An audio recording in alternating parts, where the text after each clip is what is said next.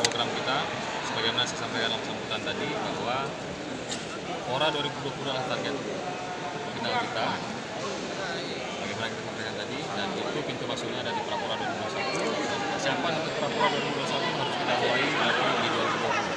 Jadi kita ada pilihan, kalau kita ingin mewujudkan tujuan kita di 2022, kita harus mulai 2020. Dan insya Allah kita akan laksanakan segera di awal tahun ini.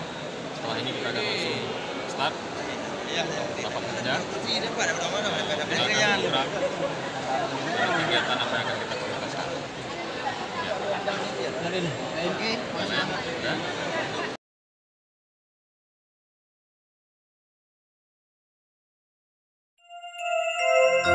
Ya.